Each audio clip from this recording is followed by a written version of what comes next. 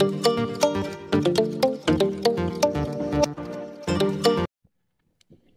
The lord everyone. प्रभु आप सबको आशीष और बरकत दे, सभी को जय मसीह की। और आप सबका वेलकम करती हूँ मैं praise Jesus TV YouTube channel पर। आज का हमारा हिंदी बाइबल स्टडी का विषय है कि how to be a good Christian wife. आप एक अच्छी मसीह पत्नी कैसे बन सकती हैं। तो चले जानते हैं इस वीडियो में परमेश्वर का वचन इस बारे में क्या कहता है। हम देखते हैं उत्पत्ति 2 उसका 18 वर्ष कि यहाँ लिखा है कि फिर यहोवा परमेश्वर ने कहा कि आदम का अकेला रहना अच्छा नहीं है, उसके लिए एक ऐसी सहायक बनाऊंगा जो उससे मेल खाए। हम यहाँ पर देखते हैं कि पति के लिए आप एक अच्छी सहायक बने, परमेश्वर ऐसा चाहता है। यहाँ अकेले रहना परमेश्वर ने कहा कि सही नहीं है। तो हम अपने पति के लिए एक अच्छे हेल्पर जो है एक अच्छी सहायक बन सकती हैं। आप अपने घर में, अपने हस्बैंड के बिजनेस में, उनके आत्मिक जीवन में आप उनकी हेल्पर बन सकती हैं। और वाइफ की अगर हम एम्बिशियस की बात करें कि वाइफ्स को ये लगता है कि क्या हम अपने हस्बैंड की ही एम्बिशियस को पूरा करते रहें, क्या हमारा यही काम रह गया है? नहीं।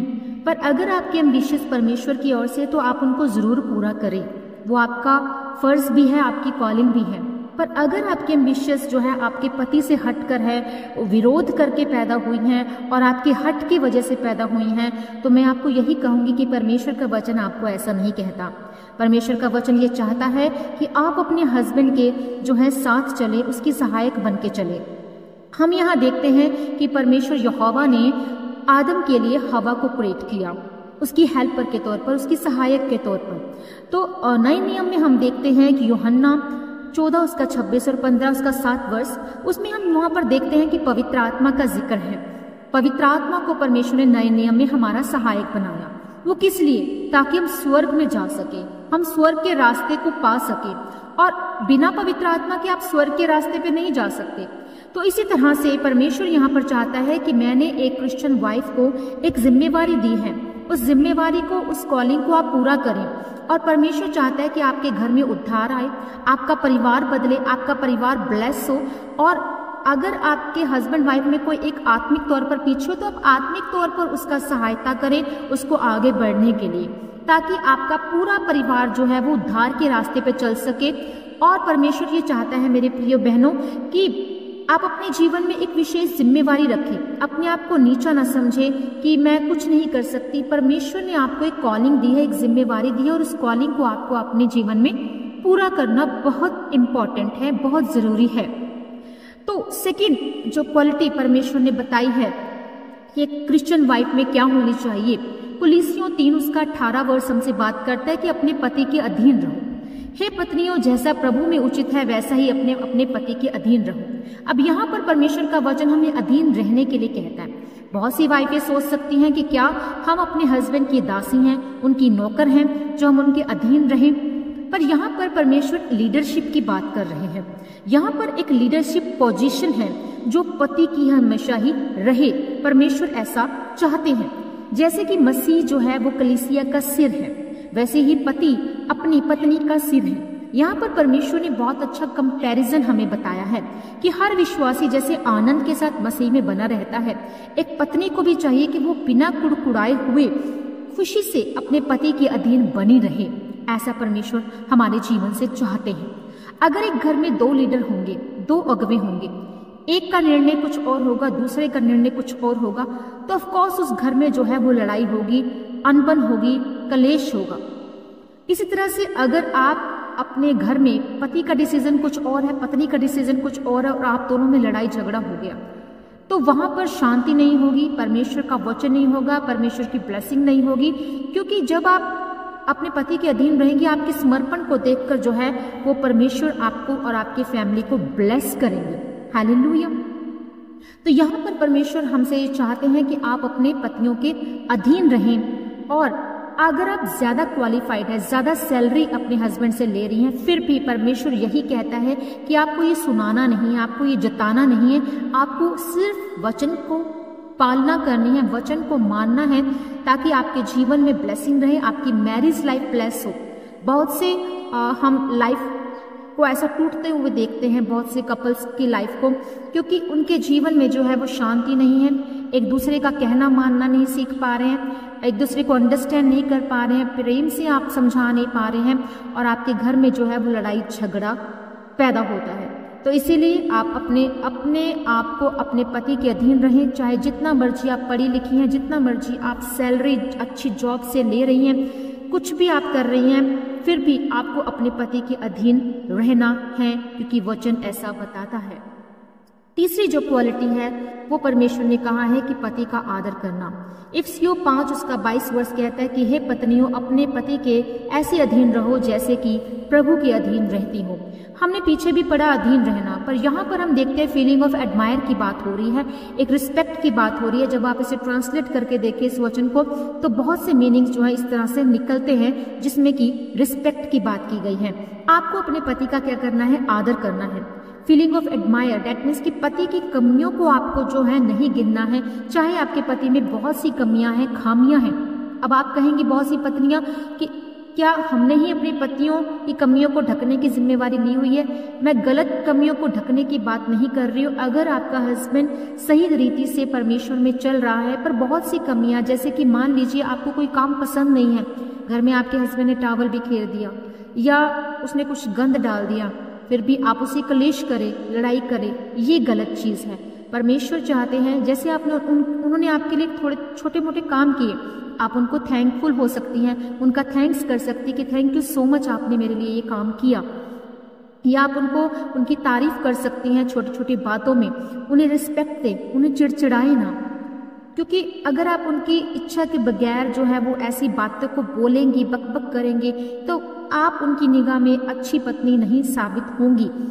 तो परमेश्वर चाहता है कि आप उनकी इच्छा के अनुसार जो है वो बात करें, उनके मुताबिक जो है उनकी तारीफ करें, और बहुत सी कमियों को अपने हस्बैंड की आप साइड पर रख दें, ताकि वो जब आप उनकी तारीफ करें कि हाँ, आप परमेश्वर की ओर से मेरे लिए बहुत अच्छा तोहफा है मेरे जीवन में, आप बेस्ट हस्बैंड हैं, आपने मेरे लिए ये काम किया, थैंक यू सो मच। छोटी छोटी बातों में हम उनकी कमियां ना निकालें कि बाजार से अगर वो सब्जी लेकर आए हैं तो ये सब्जी कैसी गली सड़ी लेकर आए हैं, क्या आपको ये इससे ऐसी लेकर आनी चाहिए थी, ऐसा प्याज लेकर आना चाहिए था, मोटा क्यों लेकर आए, बड़ा क्यों लेकर आए, आपको मीडियम प्याज लेकर आना चाहिए था। बहुत सी ऐसी बातें, ताकि आप तू मैं जो अपने घर में होने से आप रोक सके, उस चीज़ों को, लड़ाई झगड़ों को आप रोक सके। आप उनके पेरेंट्स की भी रिस्पेक्ट करें अपने हस्बैंड के साथ साथ, ताकि आप जो है उनकी निगाह में और परमेश्वर की निगाह में एक उत्तम बहू, उत्तम वाइफ आप साबित हों। परमेश्वर ऐसा आपके जीवन से चाहते हैं, और जिस एरिया में आप चेंज चाहती हैं कि आपके जीवन में चेंज आए, तो आप बैठकर अपने हस्बैंड के साथ प्यार से उस टॉपिक पर बात करें कि हमारे लिए ये भला है, आप इस काम को इस तरह से लें ताकि और ज़्यादा वो ब्लेसफुल हो आपका वो काम। हालेलुया। और लड़ाई झगड़ा आपके जीवन में फिर नहीं होगा, और दोनों आप जो है वो ब्लेस रहेंगे अपने परिवार में, और आपकी मैरिज लाइफ भी जो है ब्लेस होगी। अब यहाँ पर चौथी जो क्वालिटी हम देखते हैं, इफिसियों 5 उसका 31 वर्ष हम देखेंगे। लिखा है कि इस कारण मनुष्य अपने माता पिता को छोड़कर अपनी पत्नी से मिला रहेगा और दोनों एक तन होंगे। यहाँ पर दोनों को एक टीम बताया गया, मतलब एक शरीर वो हो जाएंगे। जब वो एक शरीर ही हो गए, डैट मीन्स कि वो एक टीम हो गए। इसमें ना तो आपको अपने पति को हराना है अपने पारिवारिक जीवन में, ना आपके पति को आपको हराना है। जब आप एक दूसरे को शर्मिंदा करते हैं अपने शब्दों से, तो आप एक दूसरे को डाउन कर रहे हैं। आप अपने हस्बैंड को अप्रिशिएट करें, आप अपनी वाइफ को अप्रिशिएट करें। ऐसा परमेश्वर आपके जीवन से चाहता है।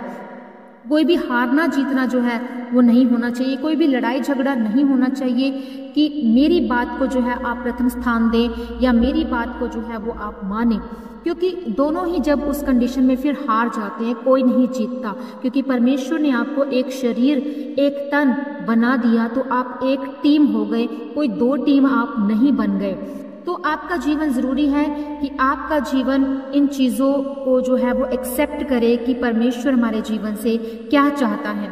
अगर आप पत्नी होकर अपने हस्बैंड को आई एम सॉरी कहती है और आपका हस्बैंड आपको आई एम सॉरी कहना नहीं सीखता, तो वो आपके व्यवहार से आपको आई एम सॉरी कहना सीख जाएंगे। क्योंकि जहाँ पर जो गलती है, अगर वो नहीं झुकते हैं तो आप झुकना सीखें, ताकि आपके परिवार से लड़ाई झगड़ा जो है वो ख़त्म हो सके और आप जो है छोटी छोटी बातों में जो है थैंकफुल हों, छोटी छोटी बातों में अपने प्यार को आप जो है वो जाहिर करें। छोटी छोटी बातों में अगर लड़ाई झगड़ा हो रहा है तो आई एम सॉरी कहना आप सीख सकें, ताकि आपका जो डिसएग्रीमेंट, जो आपका जो लड़ाई क्लेश है वो और ज़्यादा ना बढ़ सके। और अगर डिसएग्रीमेंट है तो अपने रिश्तेदारों के पास जाने की बजाय, अपने नेबर में, पड़ोस में जाने की बजाय आप अपने उस डिसएग्रीमेंट को आपस में अपने परिवार में ही सुलझाएं। अपने माँ बाप तक उस बात को ना पहुंचाएं, है बहनों, है पत्नियों, और ना अपने पड़ोस में जो है अपने ही हस्बैंड, अपनी वाइफ की कमियों को आप बताएं दूसरों को। ये सबसे बड़ी एक बुरी बात है जब आप ऐसा करते हैं, क्योंकि आप अपने घर की बातों को दूसरों को बता रहे हैं और वो बाहर के लोग मज़ा लेकर इस चीज़ों को सुनते हैं और लोगों में भी बताते हैं कि इन हस्बैंड वाइफ की, इनके परिवार में जो है वो इस तरह से माहौल है, इसका हस्बैंड ऐसा और इसकी वाइफ ऐसी है। तो जब आप अपने हस्बैंड की, अपनी वाइफ की तारीफ करते हैं तो आप बेस्ट माने जाते हैं। और परमेश्वर चाहते हैं कि जब आप ऐसा करें तो आपके बच्चे भी आपके माहौल को देखकर जो अपने आने वाले पारिवारिक जीवन को वो ब्लेस कर सके। तो आपको साथ साथ आगे बढ़ना है और साथ साथ आगे चलना है। पांचवी जो क्वालिटी परमेश्वर ने बताई है क्रिश्चियन वाइफ में होनी चाहिए, पहला पत्रस 3 उसका 1 से 2 वर्ष जब हम पढ़ते हैं, वहां पर परमेश्वर का वचन बहुत खूबसूरत लिखा गया है। परमेश्वर का वचन बताता है कि हे पत्नियों, तुम भी अपने पति के अधीन रहो, इसलिए कि यदि इनमें से कोई ऐसे हो जो वचन को ना मानते हो, तो भी तुम्हारे भय सहित पवित्र चाल चलन को देखकर बिना वचन के अपनी अपनी पत्नी के चाल चलन के द्वारा खिंच जाए। तुम्हारा श्रृंगार दिखावटी ना हो, अर्थात बाल गूंथना, सोने के गहने या भांति भांति के कपड़े पहनना। यहाँ पर श्रृंगार से भी बढ़कर परमेश्वर ने एक जो अच्छी बात बताई है हमें इस वचन के जरिए कि तुम्हारा चाल चलन कैसा होना चाहिए, तुम्हारा चाल चलन, तुम्हारा चरित्र जो है वो अच्छा होना चाहिए, ऐसा परमेश्वर यहाँ पर हमें बताते हैं। मतलब श्रृंगार से भी जरूरी अपने चरित्र की ओर परमेश्वर ने कहा कि ध्यान रखो। आपका चरित्र ऐसा नहीं होना चाहिए आप किसी से बहुत रूड बोल रही हैं, अपनी सास से, अपने ससुर से, अपने घर में रहने वाले तमाम उन मेंबर्स, फैमिली मेंबर से आप गलत बोलें या उनकी बात को काट कर आप अपनी बात को रखें, या बुरा भला या अपने बहुत ही चुभने वाले और दुख देने वाले शब्दों को आप जो है उन पर रिलीज करते हैं जब, तो आप एक औरत, एक बुरी स्त्री आप गिनी जाती हैं।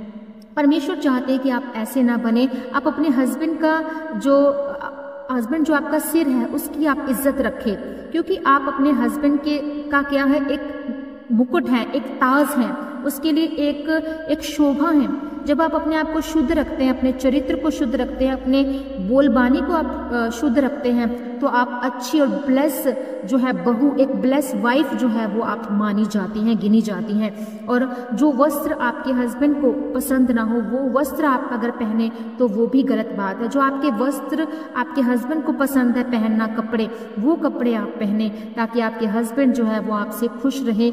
आप उनकी हर एक छोटी छोटी बातों में जब आप उनके साथ मिलकर चलती हैं, आप उनकी बातों को मानती हैं, उनके साथ सलाह करती हैं, तो आप बेस्ट वाइफ जो है वो गिनी जाती हैं। और परमेश्वर ऐसा ही चाहते हैं कि आप एक अच्छी पत्नी जो है वो साबित हो, क्योंकि नीति वचन 12 उसका 4 वर्ष कहता है कि भली स्त्री अपने पति का मुकुट है, मतलब ताज है, एक शोभा है।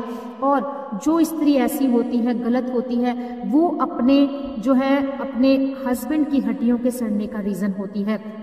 आपको ऐसा एक चरित्र साबित नहीं करना है, आपको अपने चरित्र को बेस्ट बनाना है, अपने आप को एक बेस्ट वाइफ जो है वो साबित करना है परमेश्वर के वचन के मुताबिक। ही परमेश्वर आपके जीवन से ये चाहते हैं कि आप ऐसा बने, ताकि आगे चलकर जो है आपका रिलेशन खराब ना हो, डिवोर्स की नौबत ना आए। आप ऐसा करने से अपने सास ससुर को, जो इन लॉज फैमिली है, उनको दुख देती हैं, जो आपके पेरेंट्स का जो घर है उनको आप दुख देती हैं, तकलीफ देती हैं। और परमेश्वर चाहते हैं कि आपका चरित्र भला हो, मतलब आपके दोनों के बीच में ऐसा कोई शख्स ना हो जो कि आपसे फ्लर्टिश लैंग्वेज में बहुत गलत रवैये से भी बात कर ले और आपको वो तुच्छ जाने।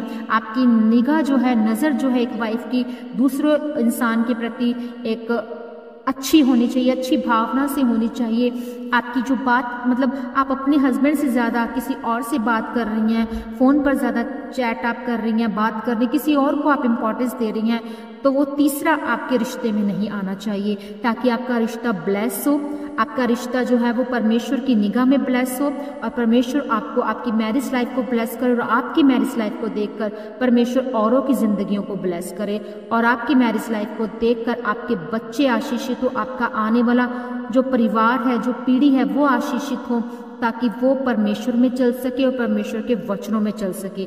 जब आप एक उदाहरण बनते हैं, मसीह में चलते हैं, तो आपके बच्चे भी आगे ब्लेस मैरिज लाइफ को देखने पाते हैं और खुदावन ऐसा ही चाहता है कि आपकी जिंदगी, आपकी मैरिज लाइफ ब्लेस हो। तो आज के बाद हे मेरी बहनों, हे परमेश्वर में जो पत्नियां हैं, वो इस बात को जाने कि परमेश्वर आपके जीवन से चाहते हैं कि आप एक अच्छी ब्लेस पत्नी साबित हो अपने पति के लिए, पति के अधीन रहें, पति की सहायक बने, पति का आदर करें, पति को लव करें, एप्रिशिएट करें, उनकी तारीफ करें और पति के साथ मिलकर आगे चले। अगर वो आत्मिक जीवन में कमजोर हैं तो उनको आत्मिक जीवन में साथ लेकर उनको जो है चले, ताकि आप, आपका परिवार, आपका पति, आपके बच्चे जो है वो उद्धार के उस संकरे मार्ग पर चलने पाए जो प्रभु यीशु मसीह का रास्ता है। अगर आप परमेश्वर में इस तरह से चलती हैं, अपने चरित्र को उत्तम रखती हैं, तो प्रभु आपको, आपके पति को, आपके बच्चों को, आपके आने वाली पीढ़ी को परमेश्वर ब्लेस करता है। तो अगर आपने इस वचन के जरिए आशीष और बरकत पाई है, इस हिंदी बाइबल स्टडी के जरिए आशीष बरकत पाई है, तो इस वीडियो को अपनी और बहनों के साथ बांटना और लोगों के साथ बांटना मत भूलिएगा, ताकि उनका पारिवारिक जीवन ब्लेस होने पाए, वो परमेश्वर के वचन को समझने पाए कि एक मसीह क्रिश्चियन वाइफ को कैसा होना चाहिए। सो प्रभु आप सबके साथ हो। सभी को जय मसीह की। God bless you all. Thanks for watching. Receive your blessings. Please keep support, like, share and subscribe. God bless you all.